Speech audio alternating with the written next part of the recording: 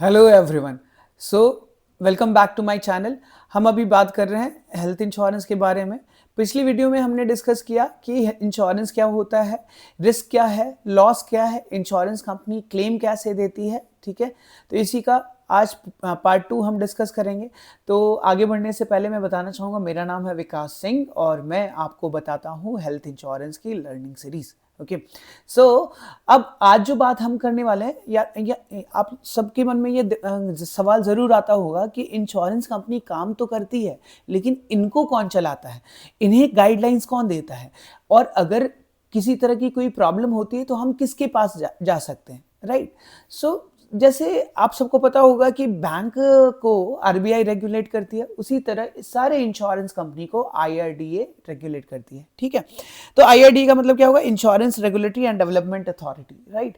अब आईआरडीए क्या कहती है कि कोई भी अगर इंश्योरेंस कंपनी बनाएगी या नई इंश्योरेंस कंपनी बनती है तो उसको क्या क्या गाइडलाइंस देने चाहिए। वैसे डिटेल्स तो बहुत सारी है, बट मैं कुछ पॉइंट्स आपके साथ मैं डिस्कस करता हूँ। सबसे पहले, एक तो कोई भी इंश्योरेंस कंपनी अगर फॉर्म हो रहा तो सबसे पहले वो उस इंश्योरेंस कंपनी को 100 साल पुराना होना चाहिए। मतलब कि ऐसे लाइक कोलैब करके, या फिर जैसे अभी इंडिया में अगर मैं बात करूं तो 100 साल पुरानी सिर्फ एक कंपनी है, दैट इज आदित्य बिरला। ठीक है, आदित्य बिरला 150 साल पुरानी एक्चुअली कंपनी है। ठीक है, और दूसरा इंश्योरेंस कंपनी है हमारा एलआईसी। ठीक है, और जनरल इंश्योरेंस की बात करें, जो जनरल इंश्योरेंस ऑफर करते हैं, तो Aditya Birla is the one of the oldest you can say entity, and it is working since last more than 150 years. Okay sir, like एक तो 100 साल पुराना होना चाहिए, दूसरा 200 करोड़ का इन्वेस्टमेंट आईआरडीए मांगती है। क्यों मांगती है? जैसे एक तो है कि 100 करोड़ वो सिर्फ ये डिपॉजिट मांगती है, दूसरा 100 करोड़ वो मांगती है इंफ्रास्ट्रक्चर के लिए। ठीक है, अब ये जो बिकॉज सी, अगर मान लीजिए कि कोई इंश्योरेंस कंपनी बना दे, कल को वो किसी भी रीजन से, आप कई बार लोगों का सवाल भी आया है मेरे पास में कि इंश्योरेंस कंपनी भाग जाएगी तो क्या करेंगे। इंश्योरेंस कंपनी भाग जाएगी तो आपका कहीं कोई नुकसान नहीं है, आईआरडीए है इसीलिए। ठीक है, सो जैसे आप अगर मान लो बोलते हैं ना कि बैंक में पैसा जमा किए तो बैंक भाग गई तो क्या करेंगे? अरे तो फिर आपको तो पैसा मिलता है ना, चाहे बैंक मत किसी और से मर्जर करा दे या कैसे भी करा दे, तो कंज्यूमर का नुकसान नहीं होने देती है। ठीक है, so this is the reason that like IRDA brings some conditions and guidelines।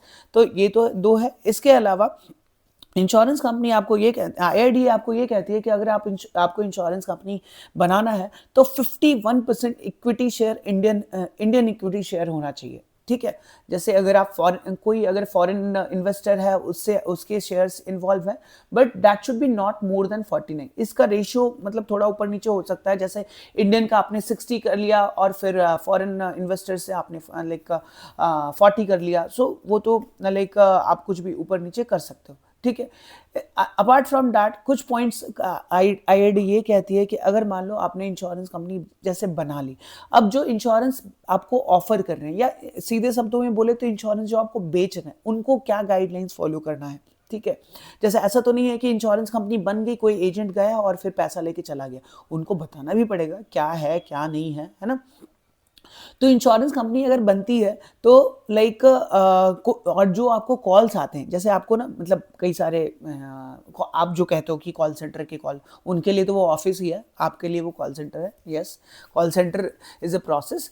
So call centre हो या फिर अगर कहीं से भी आपको कोई बता रहा, अप्रोच कर रहा है कि ये क्या कहते हैं हम, आपको पॉलिसी लेनी है स्पेशली फॉर टेली कॉलर्स, तो उनको कुछ गाइडलाइंस है। सबसे पहले तो जब वो आपको कॉल करेंगे, उनको डिटेल में बताना पड़ेगा कि उनका नाम क्या है, एम्प्लॉय आईडी क्या है, उनको ये भी बता, वो सारी कॉल रिकॉर्ड होनी ज़रूरी है, तो वो आपको इन्फॉर्मेशन ये भी शेयर करेंगे कि आपकी सारी बातें रिकॉर्ड की जा रही है। ये अगर आपने नोटिस किया होगा, जो आपको कॉल सेंटर से कॉल आते हैं तो वो आपको ज़रूर बताते हैं कि sir this call is being recorded for training and quality purpose, है ना।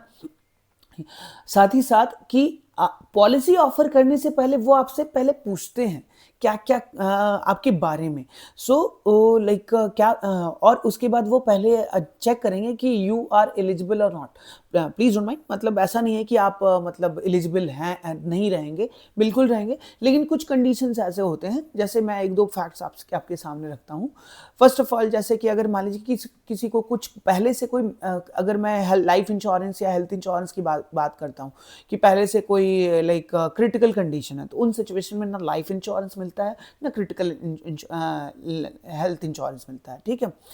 साथ ही साथ अब फिर उसके बाद जैसे बहुत लोग इंडिया से बाहर चले, इंडियन है लेकिन इंडिया से बाहर चले गए हैं और वो बहुत टाइम से वहां रह रहे हैं, 8 साल 10 साल हो गए, या फिर दूसरी कंट्री का उनको सिटीजनशिप मिल गया, लेकिन वो कह रहे हैं मैं हूं तो भारतीय, मेरा ओरिजिन भारतीय, मैं हेल्थ इंश्योरेंस लेना चाहता हूं, लेकिन उनके लिए भी कई सारे डॉक्यूमेंट्स है। इसके लिए मैं आपको एक सेपरेट वीडियो बना के दूंगा कि एनआरआईज या फिर जो ओवरसीज सिटीजन हैं तो उनको हम पॉलिसी कैसे देते हैं। अब टॉपिक पे रहते हैं, तो ये पहले डिटेल्स कंफर्म करेंगे तब वो आपको पॉलिसी ऑफर करेंगे, ठीक है।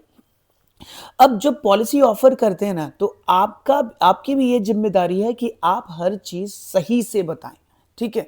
चाहे लाइफ इंश्योरेंस हो, हेल्थ इंश्योरेंस हो, कोई भी जनरल इंश्योरेंस अगर आप परचेज करते हैं तो आपको वो सही से बताना ज़रूरी है। क्योंकि जैसे अगर मान लीजिए कि आपने अगर मान लीजिए कि कुछ भी गलत इन्फॉर्मेशन शेयर किया और फिर उसके बाद उसका कॉन्सिक्वेंस ये हो सकता है कि आपको क्लेम के टाइम पे दिक्कत हो, तो always try to disclose each and everything, ठीक है। जो भी आप, चाहे मेडिकल कंडीशन हो, आपकी डेट ऑफ बर्थ हो, क्योंकि अब जैसे डेट ऑफ बर्थ वगैरह के लिए ना एक लाइक इंडिमिनिटी का क्लॉज भी है कि अगर मान लीजिए कब कोई भी आप पॉलिसी परचेज करते हैं तो वहाँ पे आपको क्या होता है कि आपको बताया जाएगा कि आपको केवाईसी अब कंप्लीट करानी ज़रूरी है। ये 2023 से अप्रैल 2023 से ये कंपलसरी हो गया कि आपको केवाईसी ज़रूर करना है। केवाईसी का मतलब क्या होगा, आपका आधार कार्ड, आपका पैन कार्ड, आपकी बैंक डिटेल्स, ये आपको अपलोड करना। कई बार लोग ऑफेंड हो जाते हैं, क्यों मेरी डिटेल्स मांग रहे हो, तो भैया कोई प्रॉब्लम नहीं है, आपसे ऐसा नहीं है कि वहाँ पे फ्रॉड हो जाए, वो कंपनी आपकी सिक्योरिटी के लिए मांग रहे हैं कि आपकी पॉलिसी को कोई और ना यूज़ कर ले। नहीं तो पहले क्या होता था कि जैसे मेरा नाम विकास है, मैंने विकास के नाम से पॉलिसी दी, कुछ भी नहीं दिया, कोई फोटो आईडी प्रूफ कुछ भी नहीं दिया, अब मेरी पॉलिसी बन गई, मेरी पॉलिसी कॉपी किसी दूसरे विकास को मिल गई, ठीक है। अब क्या होगा कि दूसरा विकास भी क्लेम ले सकता है ना। तो इस चीज़ों को एक आपको ऑथेंटिक क्लेम देने के लिए कंपनी बोलती है कि आप केवाईसी ज़रूर करें, ठीक है।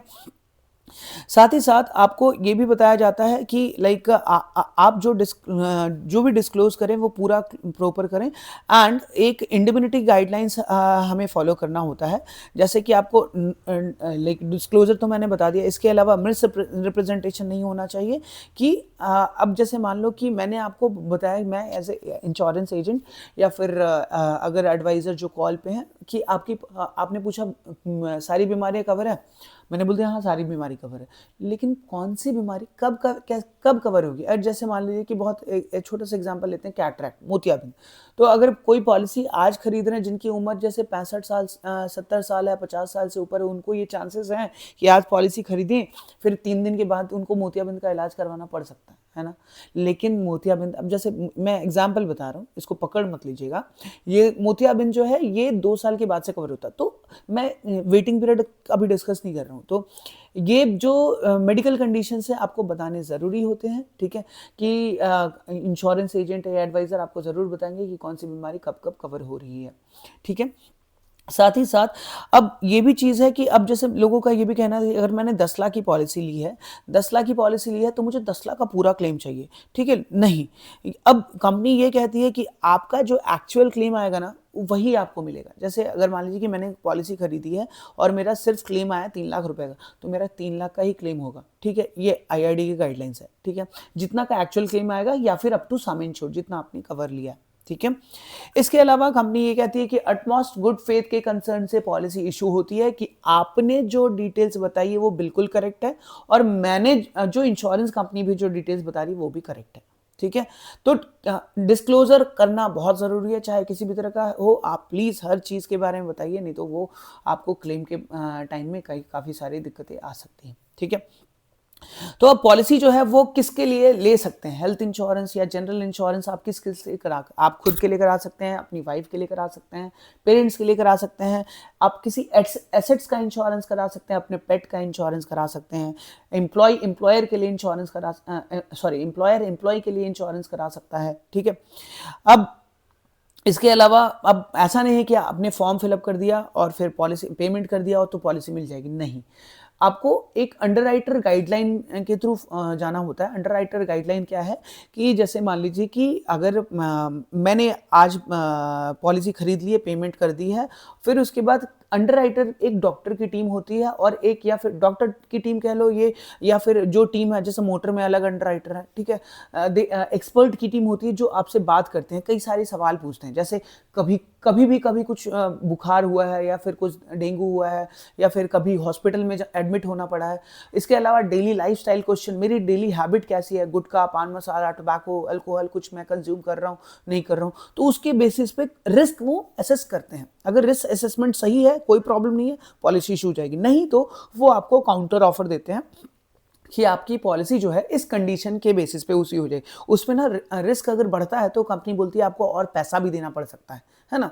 कि जैसे मान लीजिए कि अगर मेरी किसी की एज 65 है और वहाँ पे उनको पहले से मेडिकल कंडीशन है, तो वहाँ पे रिस्क कहीं ना कहीं ज़्यादा है। कंपनी बोलेगी मैं पॉलिसी दे दूंगा, लेकिन उसमें आपको और 30% एक्स्ट्रा देना पड़ेगा प्रीमियम का, ठीक है, या फिर ये बीमारी एक्सक्लूड कर दूंगा, ठीक है।